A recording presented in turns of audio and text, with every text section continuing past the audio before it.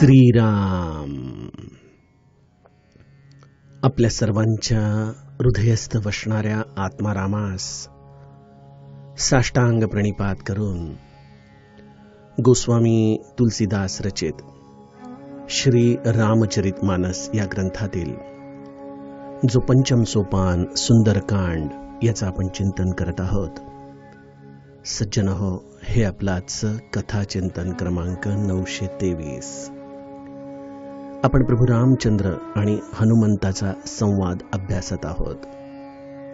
हनुमंताने सीताजींच्या अंतःकरणाची अवस्था, जी खरं तर एक अव्यक्त अशी स्थिती होती, त्या स्थितीला आपल्या अंतरंगामध्ये जाणून प्रभू रामचंद्रांच्या समोर ती शब्दबद्ध केली आहे. सीताजींच्या अंतःकरणामध्ये असलेला विरहाचा अग्नी खरं तर त्यांच्या अत्यंत कृश शरीराला क्षणामध्ये जाळू शकेल, परंतु नयनामधून निरंतर वाहणाऱ्या या अश्रूंमुळे सीताजींचा देह हा जळू शकत नाहीये. त्यांच्यासाठी हे दुःख एक एक क्षण व्यतीत करणं म्हणजे जणू काही एका कल्पासारखं झालंय. त्यामुळे हे प्रभो, निमिष निमिष करुणा निधी जाही कल्प सम बीती, बेगी चलिय प्रभु आनिय भुजबल खलदल जीती. अशा पद्धतीने हनुमंताने प्रभू रामचंद्रांना आपण त्वरा करा अशी विनंती केली. प्रभू रामचंद्रांनी सीताजींचं हे दुःख ऐकलं आणि प्रभू रामचंद्रांच्या या राजीव नयनामध्ये सीताजींच्या दुःखाचं श्रवण करून अश्रू दाटून आलेले आहेत, नेत्र सजल झालेत. प्रभू रामचंद्र हनुमंताला म्हणतात की बचन काय मन मम गती जाही, सपने हूँ बूझिय विपत्ति की ताही. हनुमंता, जो असा मन कर्म आणि वचनांच्या आधाराने मला शरण आलेला आहे, त्याच्यावरती कधीतरी विपत्ती स्वप्नात तरी येऊ शकेल का रे? आणि तेव्हा हनुमंताने विपत्तीचा खरा अर्थ आम्हा सर्वांना सांगितलेला आहे की प्रभू, विपत्ती काय? ज्या क्षणी आपलं स्मरण, आपलं भजन जीवाच्या अंतःकरणातून सुटेल, तोच त्याच्यासाठी खरं तर विपत्तीचा काळ आहे. त्याचा काल विस्तार आपण कथा चिंतनामध्ये अभ्यासला आणि त्यातून पुढील संवाद आज आपण या कथा चिंतनामध्ये अभ्यासणार आहोत. अर्थातच चौपायांचं आपलं गायन पूर्ण झालं असल्यामुळं आपण थेट कथा चिंतनामध्ये प्रवेश करूयात. आपण काल समर्थ रामदास स्वामींच्या मनोबोधाच्या आधाराने मना जे घडी राघवे वीण गेली, जनी आपुली ते तुवा हानी केली, आणि मग असा जीव अंतःकरणामध्ये दृढ धारणा धरून ठेवतो की रघुनायका वीण तो सीण आहे. जे जे काही म्हणून रामाविना आपण क्षण वाया घालवले, तेच खऱ्या अर्थाने आपल्या या जन्माचा शीण ठरतात. अशा या रामावरती आपण नितांत प्रेम करावं, त्याचं स्मरण करावं, आणि त्यासाठी जनी दक्ष तो लक्ष लावून पाहे. ही खरी सावधानता आहे. बघा, संतांचा अत्यंत परवलीचा शब्द होता सावधानता. मला असं वाटतं की दररोज रात्री झोपताना आपण आपल्या या 21,600 क्षणांचा हिशोब मांडायला हवा. जसा व्यापारी दररोजच्या दररोज आपला नफा तोटा अभ्यासत असतो, त्याप्रमाणे आपल्या दररोजच्या व्यवहारामध्ये आपण खरंच भगवंताच्यासाठी किती क्षण जोडले याचा हिशोब देखील प्रामाणिकपणे करणं गरजेचं आहे. जसं आजच्या मॅनेजमेंटमध्ये दररोज नवनवीन वाढत्या क्रमाची टार्गेट्स दिली जातात, त्याप्रमाणे दररोज आपण आपल्या स्वतःला सांगावं की आज इतका वेळ मी त्या भगवंताचं स्मरण ठेवू शकलो, उद्या आणखीन काकणभर कशी मी त्याची वृद्धी करू शकेन. अशा पद्धतीने आपण आपल्या स्वतःचा हा खेळ मांडावा, स्वतःच्या अंतःकरणामध्ये विवेकाने उतरावं, आणि आपल्या या तिन्ही अवस्थांमध्ये भगवंताचं स्मरण, भगवंताची जागृती कशा पद्धतीने स्थिरावू शकेल यासाठी मनापासून पुरुषार्थ करावा. बघा, अशा पद्धतीने जीवन व्यतीत करणाऱ्यासाठी हे मनुष्य जन्म शीण नाही. त्याच्यासाठी हा एक परमविश्रामाचा, एक आनंदाचा असा सोहळा होऊन जातो. बघा सज्जनो, आपण देखील आयुष्य एका टप्प्यापर्यंत जगलेले आहात. मी तर माझ्या आयुष्यावरून, मला आलेल्या अनुभवावरून या निष्कर्षाप्रत आलोय. भगवंताने या आयुष्यात संपन्नता दाखवली, देश विदेशाचं सुख दाखवलं, मित्र परिवार दाखवला, सर्व प्रकारच्या मनुष्य जीवनामध्ये हव्यास वाटणाऱ्या गोष्टींचा भोग दिला. परंतु ज्या दिवशी अंतःकरणाला या भजनाचा स्पर्श झाला, जेव्हा मनापासून या भगवंताच्या विषयी प्रेम जागृत झालं ना, मी सांगतो की माझ्या अनुभवाने की त्या रसाच्या पुढं या जगातले सगळे रस फिके पडू लागले. बरं, खरोखर या भगवंताच्या भजनाशिवाय आता दुसरं काही करावं असं वाटणं, यामध्ये देखील अशांतता वाटू लागते. आपण म्हणाला हो, पण मग आपला व्याप कसा सांभाळला जातो? सज्जनो, आपण जेव्हा आतमध्ये विश्राम पावतो ना, त्यावेळेला गोष्टी या अत्यंत स्वाभाविकपणे घडतात. समर्थ दासबोधामध्ये आपल्याला सांगतात ना की राजाने सिंहासनावरती बसावं आणि तो त्या सिंहासनावरती बसताच त्याची सर्व प्रजा, त्याची सर्व सिस्टम, त्याची सर्व व्यवस्थाही चालू लागते. त्याप्रमाणे आपण परमविश्रामाच्या सिंहासनावरती अंतरंगामध्ये दृढ व्हावं. परमविश्राम याचा अर्थ देहाच्या आधाराने आळस नाही, देहाच्या आधाराने केवळ दिवसभर लोळून राहणं नाही. तुमचा देह अत्यंत गतिशील आहे, कृतिशील आहे, नित्य चांगल्या चांगल्या सत्कर्मांमध्ये तो झिजत आहे आणि या सगळ्या अवस्थेमध्ये भजनाच्या आधाराने तुम्ही परमविश्रामाच्या अवस्थेमध्ये आहात. तुमच्या अंतरंगामध्ये एक विलक्षण समाधानाची अनुभूती तुम्ही घेत आहात. आणि त्यामुळे भजन, स्मरण या जर तुम्हाला असं वाटत असेल की तुमच्या जीवनामध्ये निष्क्रियता आणतील, तर आपण चुकीच्या शब्दाचा आधार घेतलाय.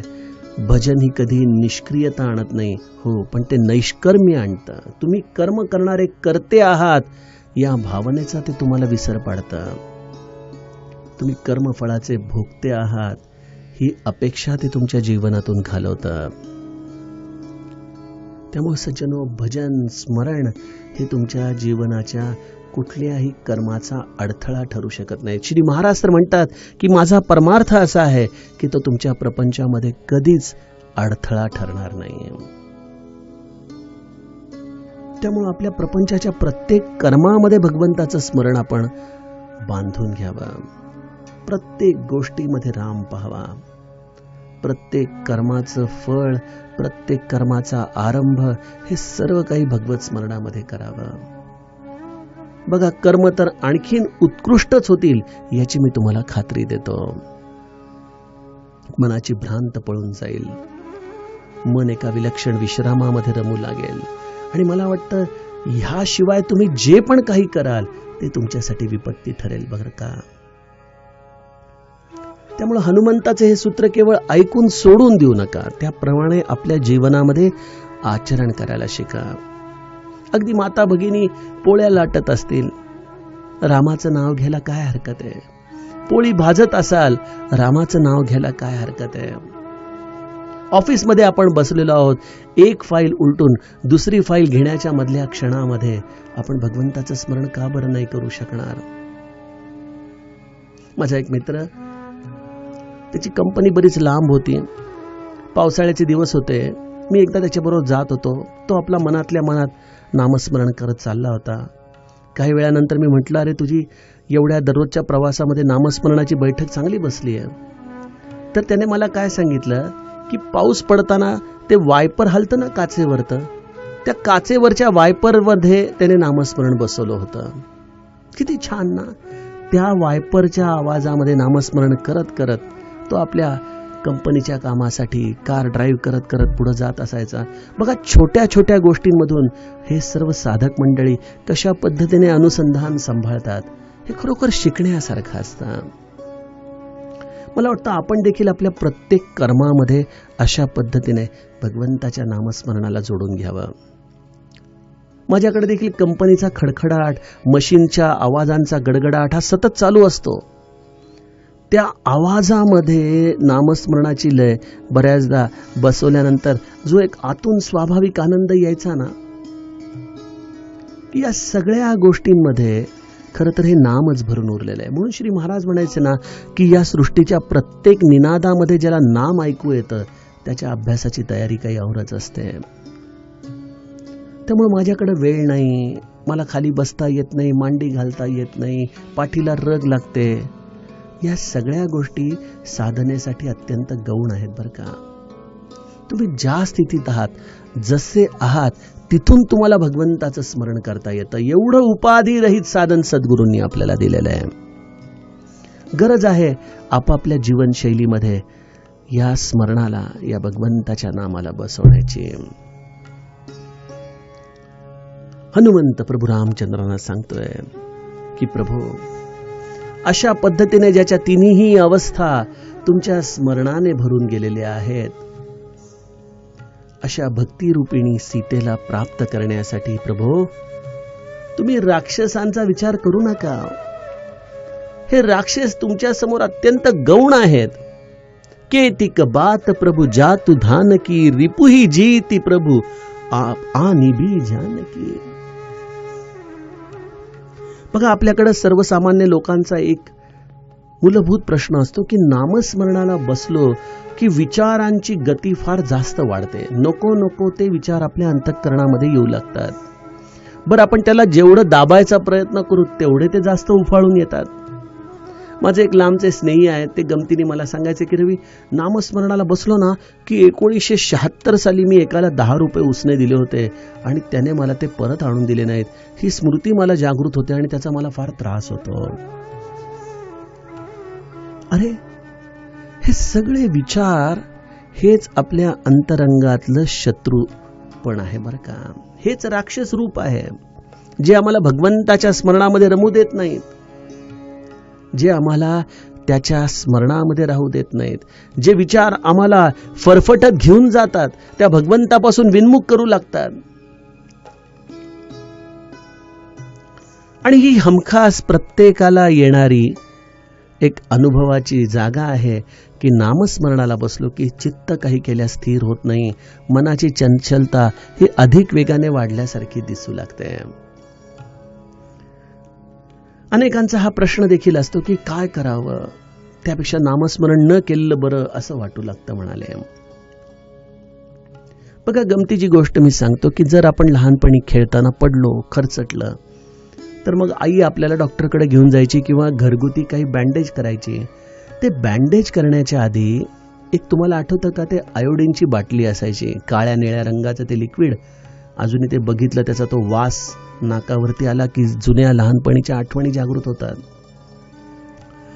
ते डॉक्टर गेल्यानंतर त्या जखमेकडे बघायचे आणि आयोडीनच्या बोळ्याला त्यामध्ये भिजवून तो कापसाच्या बोळ्याने आपली जखम स्वच्छ करायचे, पुसायचे आणि तो बोळा आपल्या जखमेवरती लावला की ज्या झिंझिण्या यायच्या, अगदी तोंडातून कधी कधी जोरात आरोळी देखील यायची, हातपाय झाडायचो आपण. पण तरी देखील डॉक्टर पाय पकडून म्हणा, हात पकडून म्हणा, त्या जखमेला स्वच्छ करायचे, पुसायचे, म्हणायचे अरे औषध आहे, त्याशिवाय कशी बरी होणार बरं. मला असं वाटतं की नामस्मरण देखील मनाचं आयोडीनचा बोळा आहे. ज्यावेळेला आपण नामस्मरणाला बसतो ते आयोडीन बरोबर मनाच्या या दुखऱ्या जागेवरती जाऊन लागतं आणि त्या सरशी या मनामध्ये असलेल्या असंख्य इंगळ्या, जसं एखाद्या मुंग्यांच्या वारुळाचं ढेकूळ फुटताच त्यामधून हजारो मुंग्या बाहेर याव्यात, त्याप्रमाणे या नामस्मरणाच्या आधाराने कुठंतरी मनाला त्या नामाचा स्पर्श झाला की हे नाम अशा अनंत विचारांच्या आधाराने भरलेल्या मनाचं आम्हाला दर्शन घडवू लागतं. आणि बऱ्याचदा हे विकार इतके प्रबळ असतात की आमच्या नामस्मरणाला ते मागं रेटून टाकतात. आजच माझ्याकडे एक व्यक्ती आली, खेडेगावातून आली होती. कोणीतरी कथा ऐकली आणि त्याला असं वाटलं की आपण आपले काही प्रश्न त्यांना विचारावेत, म्हणून वेळ घेऊन मुद्दाहून भेटायला आला आणि म्हणाला की मी नामस्मरण करतोय, परंतु जसं मी नामस्मरणाला लागलो गेल्या काही वर्षामध्ये माझी सगळी पूर्वकर्म, माझी सर्व असलेली संचिताची दुःख माझ्या वाटेला आली. त्याचा मुलगा गेला, त्याची आर्थिक परिस्थिती अत्यंत खराब झाली. कुठं जावं, कुठं राहावं हे देखील कळेना. म्हणाला नामस्मरणाच्या आधाराने खरं तर लोकांना संपन्नता येते, परंतु माझ्या बाबतीमध्ये मात्र मला या अशा अनेक संकटांना सामोरं जावं लागतंय. मी म्हटलं मग आपण आता नामस्मरण करणं सोडलं का? म्हणाला भीती तर वाटते की आता आणखीन संकट सहन करायची ताकद उरली नाही, परंतु त्याच वेळेला नामस्मरण देखील सुटत नाहीये. मी म्हटलं हाच नामाचा अनुभव आहे, हेच तुमचं या परिस्थितीला झेलण्याचं खरं बळ आहे. तुम्ही असा विचार करा की या परिस्थितीत जर तुमच्या मागं नामस्मरण नसतं तर तुमची काय अवस्था झाली असती. त्याच्या डोळ्यात पाणी आलं. तो म्हणाला जर नामाशिवाय या परिस्थितीला सामोरं जावं लागलं असतं तर कदाचित आतापर्यंत जिवंत देखील उरलो नसतो. सज्जनो, हा नामाचा प्रताप आहे. त्यामुळे जर तुमच्या मनामध्ये विकार येत असतील, जर तुम्हाला असं वाटत असेल की नामस्मरण करतोय आणि पिछेहाट होतीये, जर तुम्हाला असं वाटत असेल की नामस्मरणाच्या मध्ये या चंचल मनाला आणखीनच चंचलत्व प्राप्त होत आहे, समजून घ्या औषध योग्य ठिकाणी लागलेलं आहे. अशा वेळेला मग आपल्याला त्या औषधाची मात्रा वाढवायची आहे. जसं डॉक्टर म्हणतात आज बँडेज केलं, संध्याकाळी परत ये, उद्या परत ये, 3-4 दिवस असाच बँडेज केला तर जखम भरून येईल. मी समर्थांच्या नामस्मरणाच्या समासामध्ये नेहमी नित्य नेम प्रातःकाळी, माध्यान्हकाळी, सायंकाळी हे जे समर्थ सांगतात ना, त्यावेळेला माझ्या डोळ्यासमोर नेहमी डॉक्टरच येतो. जसा तो लिहितो की ही गोळी एक सकाळी, एक दुपारी, एक संध्याकाळी. ह्या जशा पद्धतीने तो आपल्याला सांगतो ना, तसं समर्थांनी सांगितलंय की नित्य नेम प्रातःकाळी, माध्यान्हकाळी, सायंकाळी, अरे अरे नाही, सर्व काळी नामस्मरण करीत जावे. त्यामुळे हे शत्रू जेव्हा आपल्यावरती आणखीन जोरात वार करतील, ते जसं जसं त्यांचं सामर्थ्य आपल्याला दाखवावं लागतील, आपल्याकडे एकच रसद आहे, आपल्याकडे एकच भांडवल आहे. आपण नामाचा आश्रय घ्यावा, आपण भगवंताचा आश्रय घ्यावा. हा नामाश्रयच आम्हाला आमच्या जीवनामध्ये या अशा शत्रूंशी मुकाबला करण्याचं बळ मिळवून देतो. आणि म्हणून हनुमंत प्रभू रामचंद्रांना म्हणतो की केतिक बात प्रभू जातु धान की. या राक्षसांची काय गोष्ट आहे प्रभू? हे सगळं प्रारब्ध म्हणा, हे संचित म्हणा, हे मनातले विचार म्हणा, हे फार गौण आहेत. यांची एवढी शक्तीच नाही. हे जणू काही एक प्रकारे आलेले कल्पनेची भूत आहेत. या सगळ्या असलेल्या भूतांना आपण लढत राहण्यापेक्षा आपण नामस्मरणावरती लक्ष केंद्रित करावं. बघा, पूज्य ब्रह्मानंद महाराजांच्या देखील सर्पेश्वरीच्या साधनेमध्ये कित्येकदा त्यांच्या त्या मंदिरामध्ये सर्प यायचे, त्यांच्या अवतीभोवती घुटमळायचे, त्यांच्या अंगाला करकचून जणू काही बांधून घ्यायचे, फुतकार टाकायचे. एकदा तर एक वाघ आतमध्ये आला, डरकाळ्या फोडू लागला. अशा वेळेला ब्रह्मानंद महाराज देखील उठून उभे राहू शकले असते, आपला स्वतःचा जीव वाचवण्यासाठी कुठेतरी आडोसा शोधू शकले असते. परंतु ब्रह्मानंद महाराजांनी काय केलं? त्या स्थितीमध्ये देखील नामस्मरणाला सोडलं नाही. ते नामामध्ये घट्ट बसून राहिले आणि त्यामुळं या कल्पनेनेच निर्माण झालेले हे नागपाश काय किंवा आलेला वाघ काय, या सर्व गोष्टी जशा होत्या त्या पद्धतीने निघून गेल्या. म्हणून समर्थ देखील आपल्याला नामस्मरणाच्या समासामध्ये सांगतात ना की कुठलीही अवस्था असो, विपत्ती काळ असो, संकट काळ असो, प्रत्येक अवस्थेमध्ये तुम्ही नामाचा आश्रय घ्या. या नामामध्ये अद्भुत ताकद आहे सज्जनो. तो तुमच्या प्रारब्धाचे भोग नाहीसे करू शकतो. श्री महाराजांना एकदा एकाने विचारले की महाराज, आपलं आता अस्तित्व आम्ही आमच्या प्रपंचामध्ये कसं पाहावं? तर श्री महाराज म्हणाले, जर तुम्ही खरंच नामामध्ये असाल तर तुमच्या प्रपंचामध्ये आलेली अडचण कल्पनेच्या पलीकडे जाऊन नीट करणारी कोणीतरी व्यक्ती, कुठली तरी घटना तुमच्या जीवनात घडून येईल. कुठली तरी व्यक्ती अचानकपणे येईल आणि तुम्हाला मार्ग दाखवेल. या सगळ्या गोष्टींमध्ये तुम्ही एकच लक्षात घ्या, ती व्यक्ती केवळ निमित्त होती, त्याला पाठवणारी प्रेरणा ही भगवंताच्या नामाची होती. नाम तुमच्या प्रारब्धाचा भोग, तुमच्या प्रारब्धाचा नाश हे सर्व काही करू शकतो. परंतु नामीची अशी अवस्था असते की त्याला या सर्व गोष्टी असतील नसतील तरी चालतील, परंतु एका गोष्टीमध्ये मात्र तो कुठलीही सवलत द्यायला तयार होत नाही, आणि तो म्हणजे तो स्वतः भगवंताच्या नामापासून वेगळा व्हायला तयार होत नाही. आणि जर तुमची तशी धारणा दृढ झाली ना सज्जनो, तर तुमच्या जीवनामध्ये कितीही जरी संकट आली तरी देखील तुम्हाला त्या संकटांमध्ये कुठल्याही प्रकारची विपत्ती, कुठल्याही प्रकारचा त्रास हा कधीच सहन करावा लागणार नाही.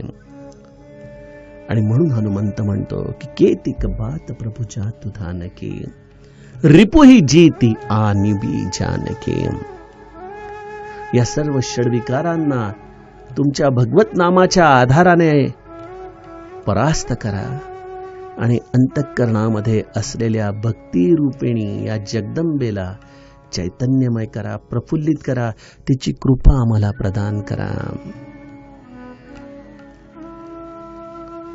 सज्जनो, नामस्मरण आपल्या षड्विकारांवरती हळूहळू निश्चितपणे असर करत असतं.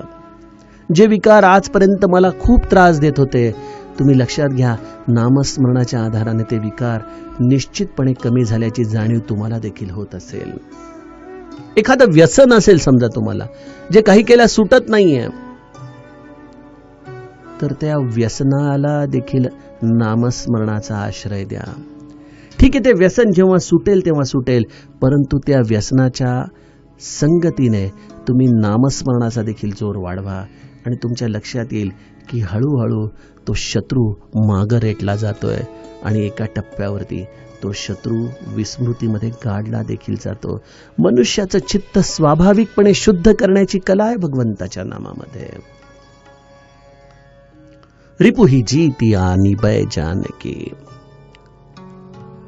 अशा पद्धतीने हनुमंताने विपत्तीची अवस्था आणि या विपत्तीवरती असलेलं रामबाण उपाय प्रभू रामचंद्रांना सांगितला की आपलं नाम, आपलं स्मरण हेच खऱ्या अर्थाने या जीवन संघर्षामध्ये आमचं भांडवल आहे आणि त्याच्या आधारानेच आम्ही या परमार्थामध्ये भक्तिरूपिणी जगदंबेचा आशीर्वाद प्राप्त करू. तुकाराम महाराजांचा तो अभंग, प्रसिद्ध अभंग आपल्याला माहीतच आहे की रात्रंदिन आम्हा युद्धाचा प्रसंग, अंतर्बाह्य जग आणि मन. आणि त्यामध्ये शेवटी तुकाराम महाराज म्हणतात की तुका म्हणे तुझ्या नामाची या बळे, अवघियांचे केले तोंड काळे. या सगळ्यांना पराभूत करणारं, या सगळ्यांचं तोंड काळं करणारं सामर्थ्य तुकाराम महाराजांना भगवंताच्या नामस्मरणाने दिलं. नाम हे जरी दिसायला वरवर सोपं असलं तरी त्याच्या अंतरंगामध्ये असलेल्या सामर्थ्याची आपण ओळख करून घ्यावी, आणि ती ओळख करण्याचा एकच मार्ग आहे की नामाला आपण सोडू नये, त्याच्या स्मरणाला आपण सोडू नये. प्रभू रामचंद्रांनी हनुमंताच्या मुखातून हा एक विलक्षण सदुपदेश ऐकला आणि प्रभू रामचंद्रांचं या हनुमंताच्या वचनाने ऊर भरून आलं. प्रभु रामचंद्र हनुमंताला म्हणतात की सुनु कपितो ही समानोपकारी, नहीं कोई सुर नर मुनी तनुधारी. हनुमंता, अरे तू जे हे सर्व कार्य केलेलं आहेस, तू जो हा मला बोध सांगत आहेस, या बोधाचा खऱ्या अर्थाने मी उपकार फेडूच शकत नाही रे. तुझे ऋणच मी फेडू शकत नाही. तुझ्यासारखा माझ्यावरती उपकार करणारा दुसरा कोणीही नाही. नाही को सुर नर मुनी तनुधारी. कुठली देवता नाही, कुठला मनुष्य योनीतला जीव नाही, कुठला मुनी नाही, यांच्यापैकी कोणीही तुझ्या इतकं माझ्यावर उपकार करणारं दुसरं कोणीच नाही. सज्जनो, कुठल्या उपकाराची भाषा प्रभू रामचंद्र करतायत? लीला चरित्राच्या आधाराने जर बघाल तर प्रभू रामचंद्रांच्या प्रिय पत्नी जानकीच्या साठी हनुमंताने अनेक स्वतःला अग्निपरीक्षांमधून, अग्निदिव्यांमधून नेलं. सीताजींपर्यंत जाऊन तो पोहोचला, त्यांचं क्षेम कुशल घेतलं, रावणाला त्याने धडा शिकवला. आणि एवढं सगळं करून हनुमंत अत्यंत कुशलतेने पुन्हा प्रभू रामचंद्रांच्या चरणी आला. त्यामुळे लीला चरित्राच्या आधाराने हे कार्य, परंतु ज्या प्रभू रामचंद्रांना हे कार्य केवळ एका बाणाच्या आधाराने करता येणं शक्य होतं, त्या प्रभू रामचंद्रांना ह्या कार्याचे उपकार मानणं हे लीला चरित्राच्या आधाराने विचार केला तर ठीक आहे. परंतु प्रभू रामचंद्रांना ज्या कार्याची खऱ्या अर्थाने एक खूप मोठी अवस्था, या उपकारासारखी स्थिती त्यांच्या अंतःकरणामध्ये निर्माण करून गेली, ते कार्य कुठलं आहे? हा मनुष्य जन्म प्राप्त झाला. या अनंत प्रकाराच्या संकटांनी भरलेल्या भवसागरामध्ये आपण गटांगळ्या खाऊ लागलोय. हा भवसागर कसा पार करायचा याची कुठल्याही पद्धतीने आम्हाला सुचिन्ह दिसत नाहीये. अशा वेळेला अनंत जीवांना मार्गदर्शन करणारा कोणतरी हनुमंत रूपी सद्गुरु तत्व या समाज जीवनामध्ये येतं. प्रपंचामध्ये राहून सर्वसामान्यांसारखं जगून या भवसागरावरती उड्डाण कसं करायचं याचं शास्त्र तो आम्हाला शिकवतो. येणाऱ्या प्रत्येक संकटाला कशा पद्धतीने सामोरं जायचं याचं शस्त्र देखील तो आम्हाला देतो. एवढं सगळं करून आपल्या अंतःकरणामध्ये असलेल्या वनात जी भक्तिरूपिणी अत्यंत म्लान होऊन बसलेली आहे, त्या भक्तीला प्रफुल्लित करणारं शास्त्र देखील तो आम्हाला देतो. या अशोक वाटिकेमध्ये असलेल्या अनंत वासनांना तो उपटून फेकतो. आपल्या असलेल्या अहंकाराला तो विवेकाच्या आधाराने ठेचून काढतो आणि आपल्या अनंत वासनांच्या बीजाला लंका दहनासारखं तो जाळून देखील टाकतो.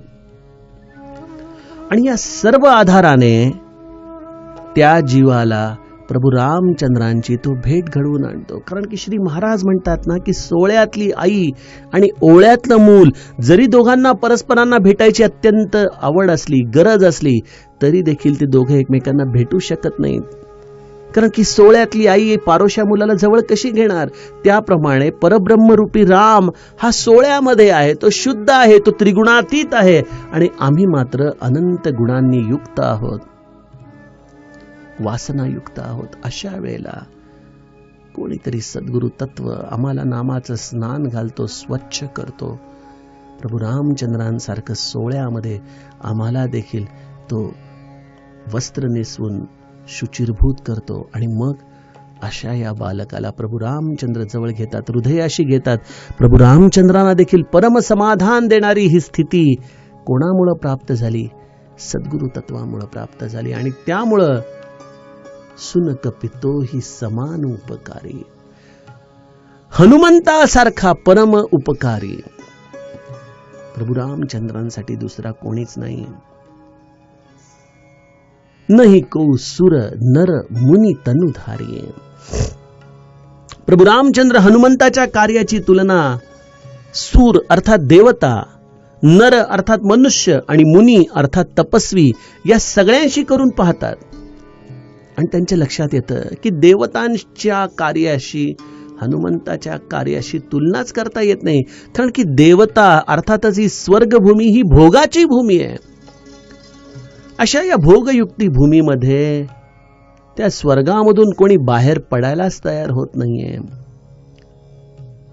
जरी त्यांना हे माहिती असलं की ही स्वर्गभूमी शाश्वत नाही, इथं असलं आपल्याला स्थान शाश्वत नाही, तरी देखील कोणी या स्वर्गादी भूमीमधून माझ्या प्राप्तीसाठी प्रयत्न करत नाहीत. किंबहुना प्रत्येक जण या स्वर्गभूमीमध्ये आपल्याला जास्तीत जास्त कसं राहता येईल हाच विचार करतात. ही स्वार्थमूलकता ही या समाजाला कशा पद्धतीने उद्धरून नेऊ शकेल? त्यामुळे देवतांचं कार्य हे हनुमंताच्या कार्याशी मी तुलना करून पाहूच शकत नाही. सामान्य मनुष्याचं काय, तर तो तर केवळ मी म्हणजे देह या भूमिकेशीच एकरूप झालाय. त्याला देव धर्म या सर्व संकल्पना वाटतात, कल्पना वाटतात. तो तर केवळ या स्वप्नवत जगामध्ये करत असलेल्या पुरुषार्थाला सत्य मानतो. मी मिळवलेला पैसा अडका, मी मिळवलेली संपत्ती, माझा लौकिक, याच सगळ्या गोष्टींना तो सत्य मानून बसलेला आहे. त्याला या गोष्टींसाठी देवाची गरज आहे. अशा व्यक्तीचा पुरुषार्थ देखील हनुमंताच्या पुरुषार्थाशी तुलना करून बघितला तर काहीच नाहीये. परंतु इथं आश्चर्याची गोष्ट अशी आहे की प्रभू रामचंद्रांनी त्याच्यामध्ये मुनींना देखील जोडलं. अरे पण मुनी तर भगवंताचं नामस्मरणच करतात, भगवंताची आराधनाच करतात, त्यांचं कार्य श्रेष्ठच आहे, यात काही शंका नाही.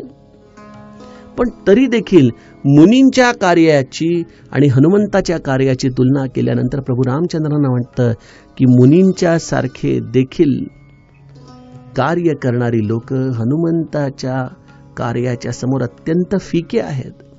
हनुमंताचे उपकार हे त्याच्यापेक्षा अनंत पटीने आहेत. काय कारण असेल?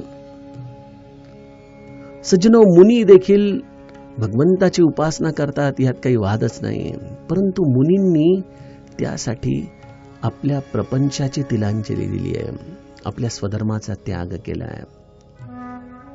आणि भगवंताला तर असा मनुष्य पाहिजे होता, असं तत्व पाहिजे होतं जे प्रपंचामध्ये राहून, प्रपंचाच्या आघातांमध्ये राहून त्या भगवंताच्या प्राप्तीची कला शिकवेल.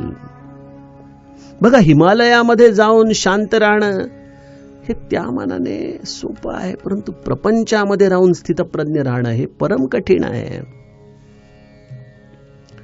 मुनींना क्रोध जरी आला तरी ते कोणाशी भांडणार, कशासाठी भांडणार? परंतु प्रपंचामध्ये मात्र आम्हाला क्रोध आणणारे अनंत लोक आहेत, अनंत भावना अवतीभोवती घुटमळत आहेत. अशा या परीक्षेमध्ये भगवंताच्या नामाचा आश्रय घेऊन आपली स्थितप्रज्ञता टिकवणं, आपली शांतता टिकवणं हे कार्य हनुमंताने करून दाखवलं. आणि त्यामुळं हनुमंताचं कार्य मुनींपेक्षा देखील श्रेष्ठ आहे. त्यामुळं स्वर्गातल्या भोगवादी देवांपेक्षा, या भूलोकावरच्या मनुष्याच्या असलेल्या स्वप्नवत मिथ्य देहांपेक्षा, आणि मुनींनी ज्यांनी स्वधर्माचा त्याग करून अरण्याचा रस्ता धरला आणि अशा अरण्यामध्ये जाऊन जे भगवंताची उपासना करतायत, परंतु त्यांचा उपयोग ना प्रापंचिकांना आहे, अशा एक केंद्रित असलेली साधना देखील प्रभू रामचंद्रांना प्रभावित करू शकली नाही. आणि म्हणून हनुमंताचे हे कार्य प्रपंचामध्ये राहून भवसागर पार करणं आणि भक्तीची प्राप्ती करणं, आणि त्यासाठी सांगितलेला हनुमंताने मूलमंत्र की जप तव सुमिरन भजन न होई, हेच प्रभू रामचंद्रांच्या हृदयाची किल्ली उघडणारं खऱ्या अर्थाने शास्त्र ठरलं. आणि अशी किल्ली श्री ब्रह्मचैतन्याने आम्हाला नामस्मरणाच्या आधाराने दिली आहे. आणि आम्हाला सांगितलं की हाती प्रपंचाचे काम, मुखी भगवंताचे नाम, ऐसा राम जोडा मनी. सज्जनो, अशा या श्री ब्रह्मचैतन्यांचे देखील आमच्यावरती असेच अनंत उपकार आहेत. त्यातील पुढील कथाभागाचं चिंतन आपण उद्याच्या कथाप्रवाहामध्ये बघूया. जानकी जीवन स्मरण जय जय राम.